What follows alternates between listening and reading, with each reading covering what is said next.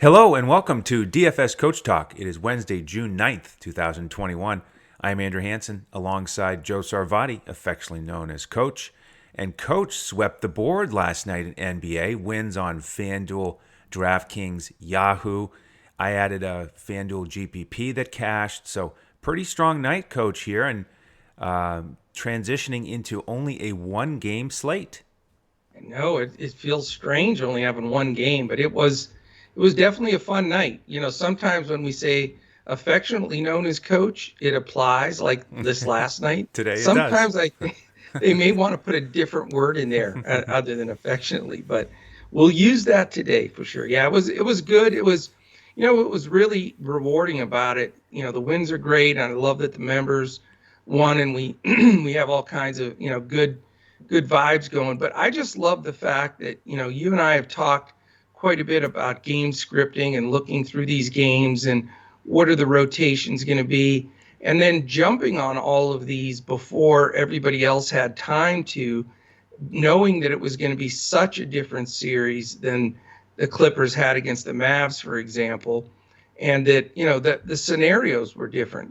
We knew the Clippers would go a little deeper with their bench because 48 hours ago they had just finished a 7-game tough matchup, and just all the different pieces that we put in there really were the reason why we were able to win some stuff and even have some takedowns. So it was fun, and I'm looking forward, to keeping it going. It's certainly, it's just incredible how a couple of weeks ago we had 15 game slates with, remember the one day, 52 injuries, Right.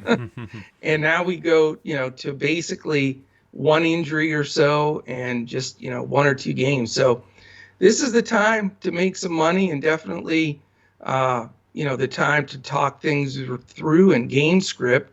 And then we decided we're going to do, since it's worked so well, we were going to ratchet up these this two brains lineup and make it an actual go-to hybrid rather than just a GPP based on the success we've had with it. So that's a little bit of a new twist today. That's right. We are going to build a FanDuel hybrid for the Showdown slate that can be Yeah, used in all formats. And we'll work towards that here throughout the show. We'll also touch on the DraftKings pricing, and we'll have all the lineups for all the different sites for our members. right. But let's start heading in that direction, one team at a time. We'll start with the visitors, as usual. Denver coming off the 17-point loss in Game 1. They had it pretty close there for a while, Coach, but Phoenix took over, and I thought the home court advantage was pretty strong. I thought the energy was great. It looked like Phoenix was just flying all over the court, Yeah, and Phoenix in a great spot here, looking to go up 2-0. Meanwhile, we still have the injury issues for Denver with P.J. Dozier out. Barton now doubtful. Coach, he's been upgraded. He's trending in the right direction. Nobody thinks he's going to play in Game 2, but maybe he'll play in Game 3. And then we have the right. question mark with Michael Porter Jr. with the back. That's a So, big one. what do you think about that? Do you think he's actually going to be limited? I think that the one tricky injury of all of them is the back, Yep. because if somebody's in warm-ups and it stiffens up and they can't loosen it up, they may not play at all. Or, all the treatments, he goes out in warm-ups, he feels good as long as he keeps moving, he may be fine. So, boy, it's one we're going to have to monitor right down to the wire, because it does have a big effect. But it's not like, an ankle or whatever that can be taped. This is something that's tricky. Absolutely. So we'll discuss him. I have a feeling he won't make the hybrid lineup because of that question mark and the back and the fact that he's had such significant injuries in the past. So Right. Yeah, very this isn't a new injury for no, him. no, it's not. He missed, he only played, I believe, 3 games his college season because of that back problem. And that was part of the risk. Am I Oh yeah, correct with no, that? you're right. Yeah, he Yeah. fell. Denver snapped him up Yeah. in the mid-teens there because But of it the was injury because of risk. the injury. Right, Yes, exactly. So, it's not like this is just out of the blue. There's a history with this, and that's the concern. right. So let's start with the MVP here, Mr. Jokic. And he was underwhelming as we predicted. on that multi-game slate, Yeah. we didn't go all in on Jokic. We trended towards Ayton, and Jokic had an okay game for a normal player, 22, 9, and 3. Yeah. But on a multi-game slate, that wasn't enough. No, not with that price tag. No, but it changes, drastically here with it only being one game, especially on FanDuel where we're only looking at 5 players, not even 6. Yeah. And if you use him as the MVP, you don't have to pay the extra multiplier on his salary. So Yeah. he's squarely in play for me. He is, I think, the most reliable player in this game, and it's not just because he's the best player on Denver or that he's the MVP. It's that he is ultra consistent throughout the season and despite the matchup, even though it's not his ideal matchup. So I like Jokic here. The forwards here with Michael Porter Jr. and Gordon. We've talked about Porter Jr. I'm not that interested in playing him because of the back. And Gordon has been more steady recently than he has for a lot of his time in Denver, so I think he's playable. It just kind of depends on your build. The guards had quite a shift in game one. Campazzo kind of reclaimed that lead role. He got 36 minutes. Yeah. That was I was surprised he got 36, to be honest. Yeah, and he played well, running that pick and roll with Jokic. Monte Morris took a step back, only played 23 minutes, shot very poorly, 1 for 10. If he shoots better, maybe he gets some more minutes. But I do like Campazzo kind of getting a fresh start in this series. Rivers, decent minutes, low production, low usage. We know that's an issue, especially when he's got such a tough defensive assignment, using so much energy out there against Booker. And then with the bench, I like JaMychal Green here as a steady option, depending on which site you're on. I like him over Millsap for sure. He is more expensive, but this is also a game where let's say you're playing 2 or 3 lineups, you're playing a GPP.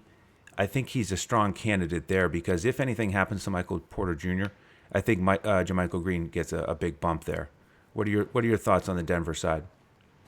Yeah, I mean, I'm with you pretty much all the way around. I mean, I just flat out think that, and we'll obviously talk this through when we build the lineup, but it's a 1-game slate, and you look at these two teams, I just don't see how you can possibly not have the Joker as your captain on FanDuel, Right? because you don't have to pay extra for him. Exactly. And I mean, the chances that he's going to be the top scorer DFS wise on this slate are literally like 85% maybe. I mean, it's that high. I think it's more than almost any other player in most matchups because we've talked all season about how balanced Phoenix is.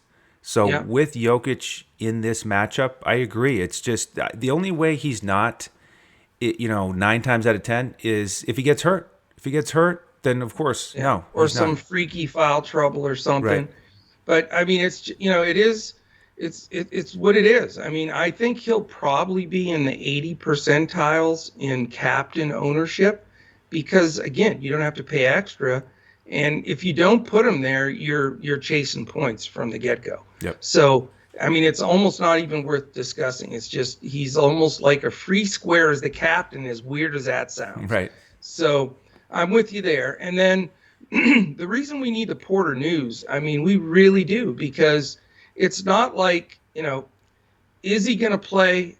Is he not going to play? Is he going to be limited? Is he not going to be limited? So we have all kinds of different possibilities. I mean, he could play 32 minutes and be okay, or sit out the whole game, or something there in between. Right. And the reason we need to know that is, I agree with you. I think, if he isn't going to play or he's going to be very limited, then at JaMychal Green's price, I mean, he's going to be the go-to guy. He's playing well, double-digit rebounds last game, and he has surpassed Millsap. There's no question about it. I mean, Millsap will give him a few buckets and a little spark, but I don't really think he has any more gas in the tank for 12 or 15 minutes of hard run, to be honest.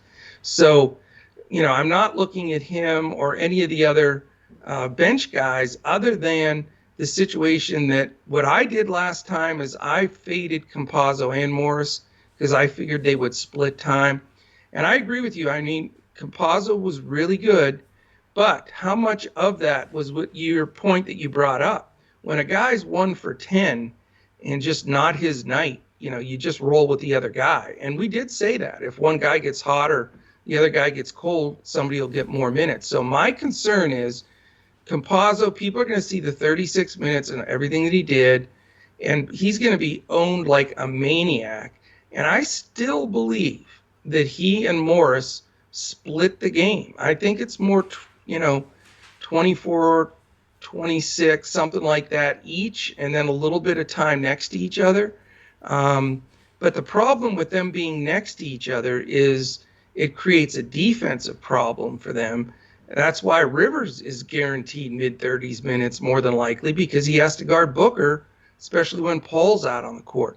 So, we're looking, when we look at both of these teams, at a 7-man rotation, in essence, on both sides. So, the question is, where else do you go on Denver? I agree with you. I don't think it is a reach to go with Gordon at all, because he's playing much better. Like we said the last time, looks like the light's turning on, more confidence, 8 for 14 from the field. He's getting some stocks for you too, and some rebounds. And if Porter's out or limited, that's just more usage for Gordon. And, digging into that, I tried to look at several different combinations, but it's very difficult, even on basketballreference.com, because we haven't had this exact scenario.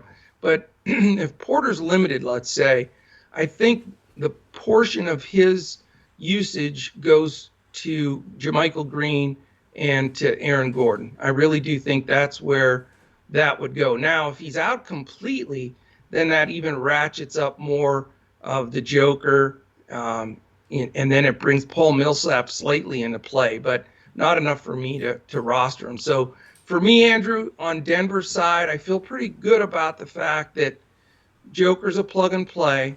Aaron Gordon is a really strong play.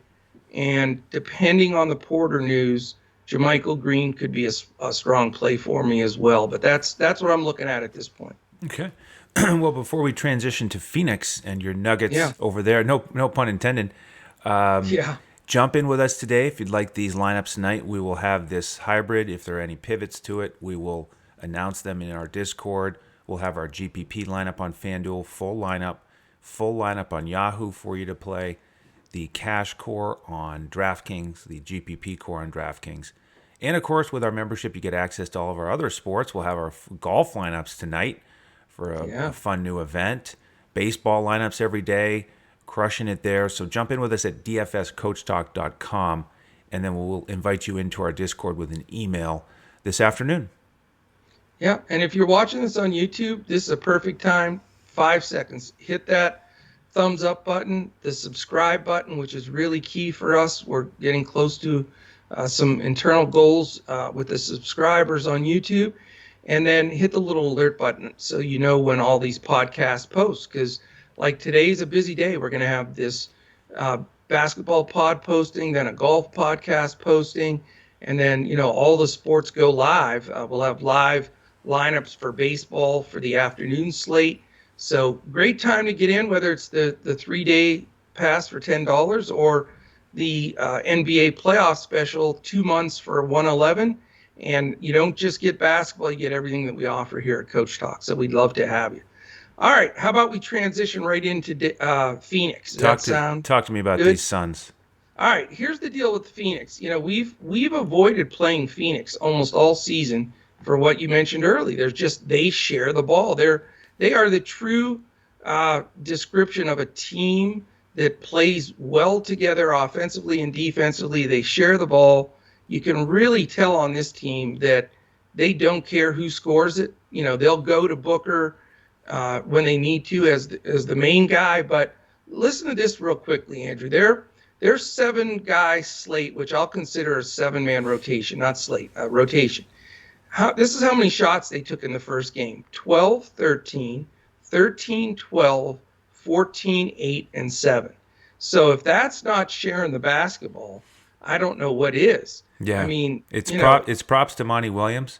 for It is. fostering that culture, but it has not been beneficial for DFS all season. But today we only have one game of two teams, so we have to get involved with We're Phoenix. forced to. Yeah, we can't say like normal. We're not going to focus on this one because of what we just stated, but you have to. So, let's take a quick look at this. Minutes wise, you had low 30s to high 30s for the five starters: Bridges, Crowder, Ayton, Booker, and Paul. So we feel good there. As far as any bench consideration, I still really enjoy rostering campaign. I mean, he got 20 minutes this last game. He was 3 for 8. He didn't do as much, but he had that one bad game in that last series. But other than that, he comes out firing. I mean, he's part of their offensive, game plan. So I think he's pretty safe, but his price isn't as great as it was. But he's the one guy, and then the other guy that was back into the rotation and did some good things. And it's sort of a punch in the gut for me because it brings back bad memories. I used Torrey Craig early in the last series, and he took a donut, and that hurt. But he did play 17 minutes here. And will I be duped back into taking him? No. But I could see, I mean, he would be the seventh guy. I mean, he did takes, he hit 2 threes. He got 8 rebounds in 17 minutes, which, I mean, he's a fine defender too. And I do think that he'll play, but he can play good minutes and still have no stats, sort of like AKA PJ Tucker, if you will, at times. So I'm not looking there. So let's go back to the starting five, and then that's where the decisions have to be made. Do you pay up for Booker, which is very possible, but only 12 shots, but he was 8 for 12. Talk about efficient.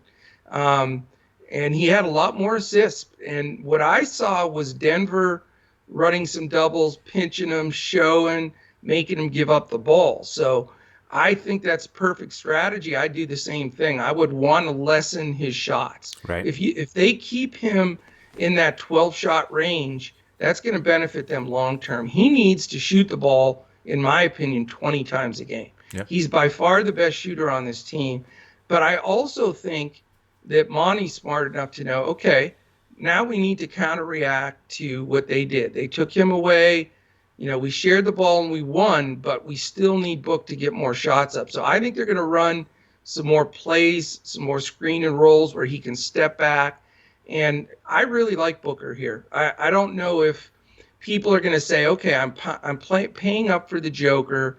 If I fade Booker, I can afford all these guys that I know are going to play, blah, blah, blah. And I think he may go a little more under-owned than he should.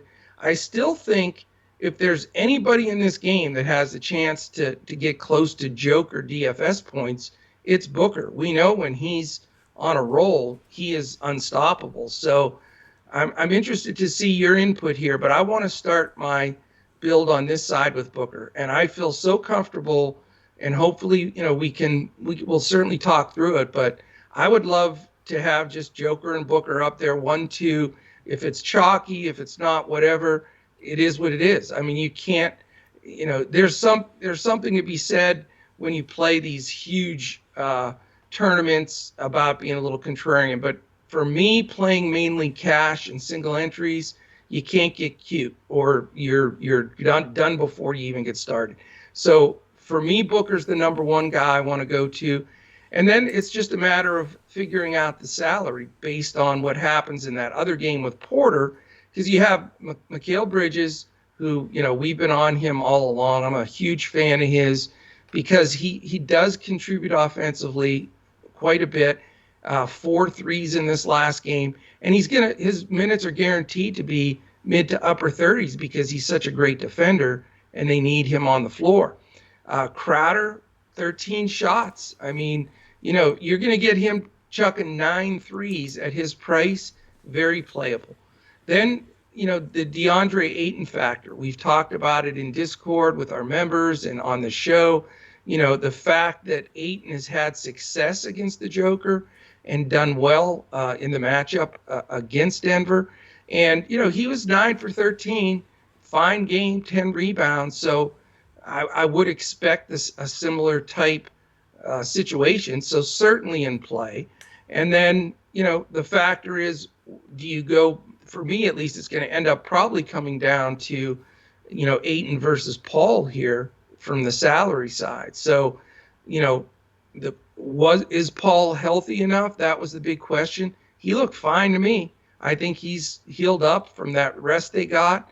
36 big minutes, a real nice 21 points, 11 assists, and just one turnover. I mean, I mention it every time because there's nobody, and I know I'm beating a dead horse, but I'm just such a fan of his assist to turnover ratio. People will look back on his statistics every stinking game, even in a big game like this, 11-1. I mean, there's never been anybody that has been in that territory of assist to turnover ratio. It's just incredible. And that makes him super playable, especially where, you're getting the points for assists and you're not getting penalized for the turnovers. So, I could go cheaper with Crowder Payne. I would like to get exposure to either Paul or Ayton. And then Bridges is the wild card that I'm hoping, to get in a couple of those lineups. Now, I will say this, and then I'll turn Phoenix over to you. I am usually a one lineup guy. You guys all know that, and gals. But I'm probably going to have 2 or 3 lineups here because I feel so strong about what's up top, and I want to have a few mix and matches at the 3 guys that are filling in the regular spots. So that's what I'm looking at. Okay. Yeah, I like the assist to turnover ratio for Paul and what you said about him and his lower price compared to Booker as the new number 2 guy on FanDuel. Okay. I don't like the sacrifice you have to make if you go Jokic and Booker. And the thing that I disagree on is if I'm Monty Williams, I don't think I make big changes offensively because they won by 17. I don't think Booker is a guy who, has a game with 12 shots and feels like, oh man, I'm getting left out. I need 20 shots or he's going to be upset. So I don't think Phoenix changes to get Booker extra shots. I mean, maybe Chris Paul has it in the back of his mind, but I think the other thing you said about Chris Paul is so important that he is seemingly pretty healthy now, and he was not himself against the Lakers. So that's when Booker steps up and scores almost 50. But when Chris Paul has the ball in his hands and he's feeling good, he decides who gets the shots, and he's smart with how the defense is playing. And if they're doing all those things to Booker, like you said, that's how you get Bridges taking 12 shots and 8 threes, and Crowder taking 13 shots and 9 threes. So I like those guys at the discount. Ayton, I think, is solid. Does he quite make it in on FanDuel with his price? I think that's the question mark, because to shoot that well and go 20-10 but not absolutely smash, that's the concern there. I mean, these guys like Bridges, man, they pick up the stocks, and so important on FanDuel. And then with the bench, Campaign has been great. Not a must play for me though on FanDuel here today. And Torrey Craig is volatile. He's in that category, like you said. He could have 5 fantasy points. He could have 30. This is his former team, and I think that certainly hyped him up. Extra motivation. I mean, he came out and just stepped right into some long threes.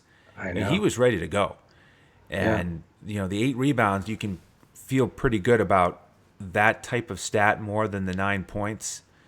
And again, on FanDuel, you don't need a 6th guy, so I don't think you need to go there. But he's more in play for me on DraftKings if you want to pay up for another stud. And I think it's easier to get Jokic and Booker over on DraftKings if you use and Yahoo as well, by the way. Okay, yeah. So if you use one of these bench guys like Craig or JaMychal Green, with that 6th spot on DraftKings, then you get some more of the top line studs. So that's my thought on Phoenix.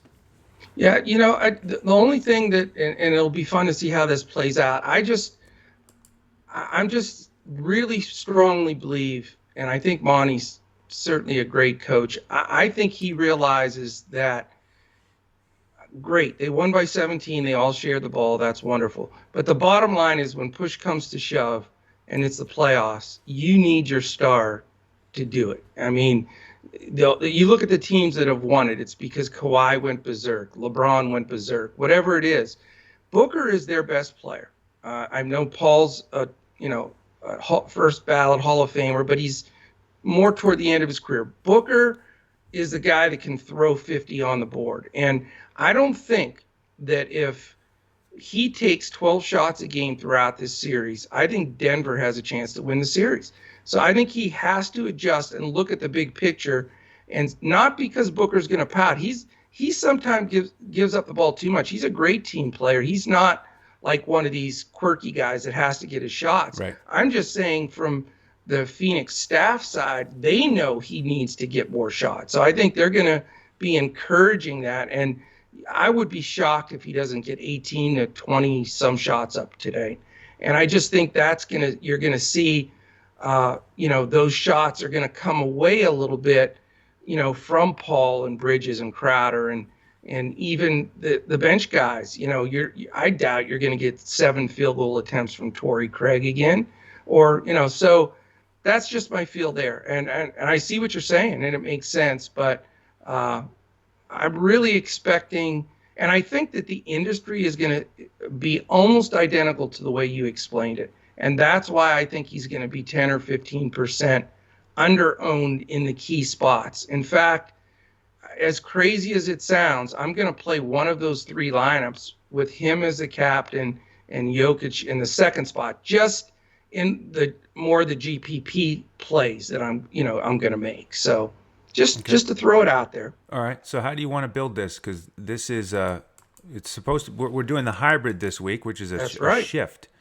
Yes. I think Booker is more of a GPP play because he's expensive, but I agree with you that he's their best scorer and he's got the best ceiling. So let's do this. Let's put the Joker in the MVP role. Okay. You're okay with that? Yeah. Oh yeah. I'm good. And with I that. know you're not usually you like to go value there and build up, but not on FanDuel. You can do that on the other sites. So then the $1 million question is, you want to fade Booker altogether? Yeah. Ooh. Oh, yeah. I mean, we do need the Porter news would really help too. So the bottom line is, who are you wanting to put in the second spot? Paul? Yeah. He's only $1,000 cheaper though. I know. But look how does that matter down the road when we build? I think it does. But all right, who are you thinking for in the 3-hole? Bridges. Okay, he's 1,000 less than Ayton,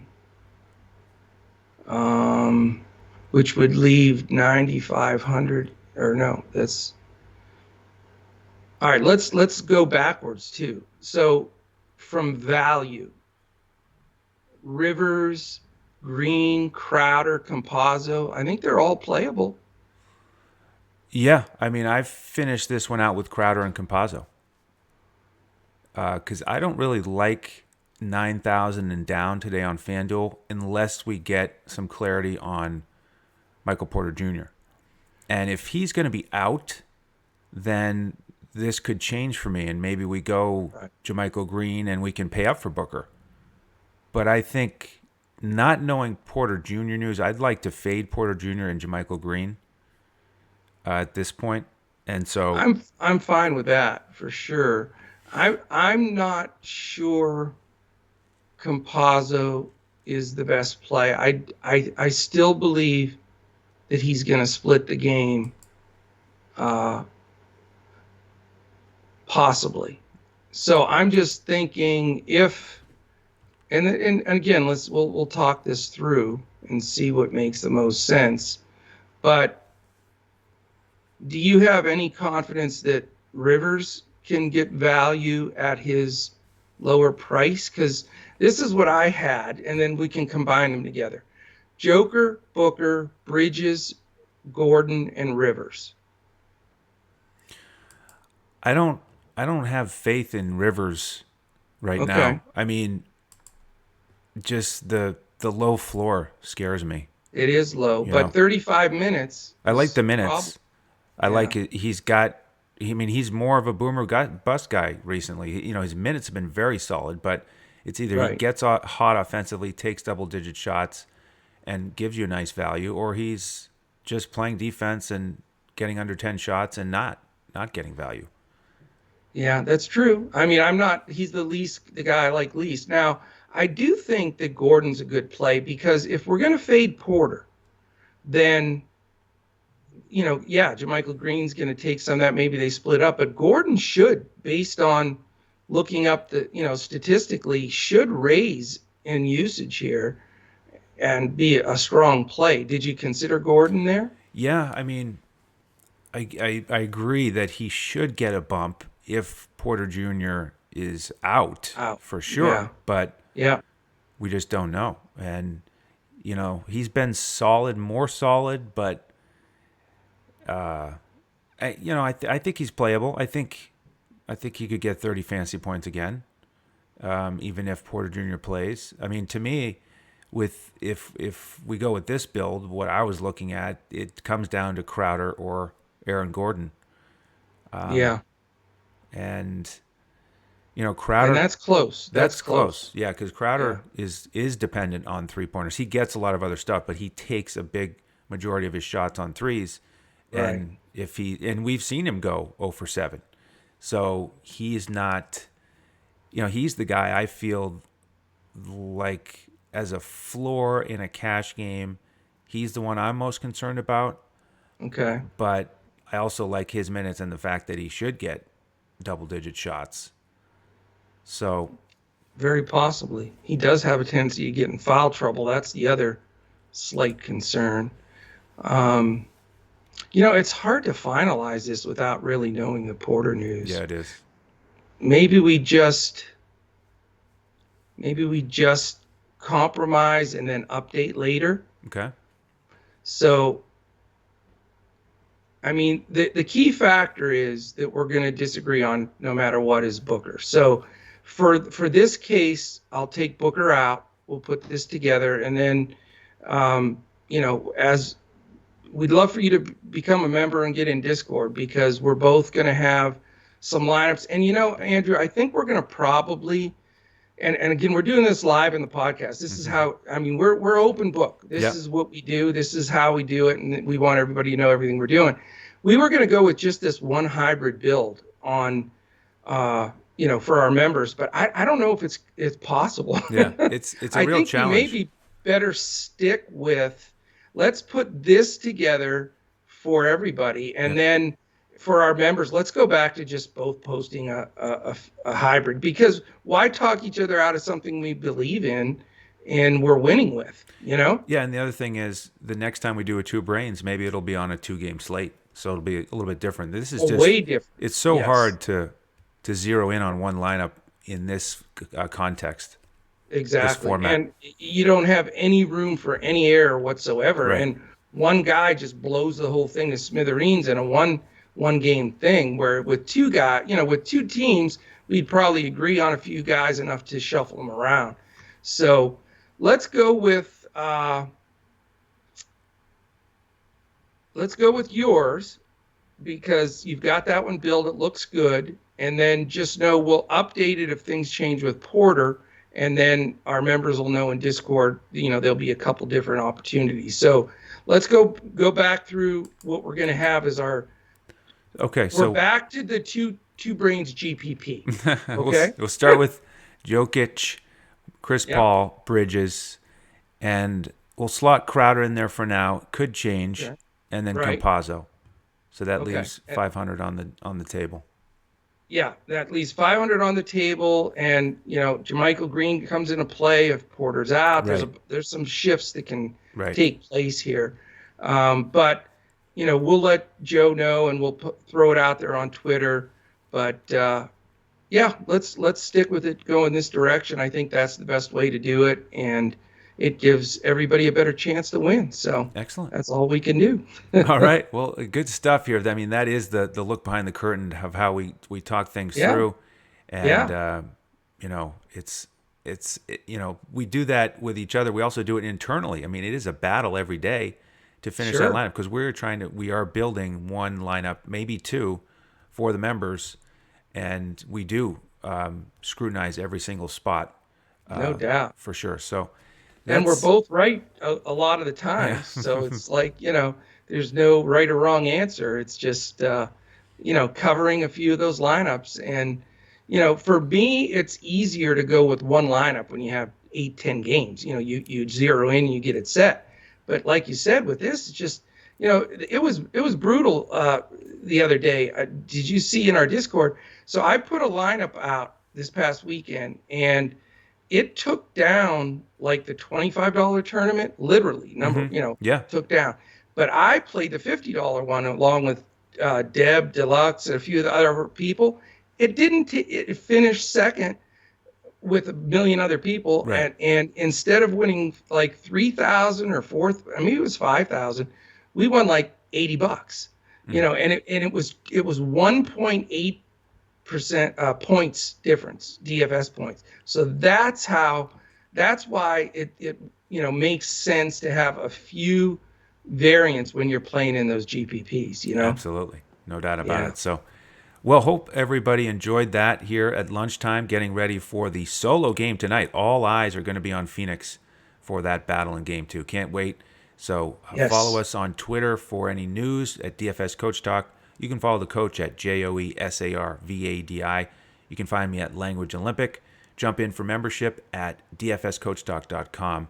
And well, I'll be back tomorrow to go Yeah. through the Thursday slate, and then we'll be back together on Friday to keep rolling 7 days a week throughout the playoffs.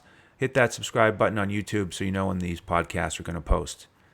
All right. On behalf of the coach and the rest of the DFS Coach Talk team, I'm Andrew Hansen. See you tomorrow when we look to crush it in DFS.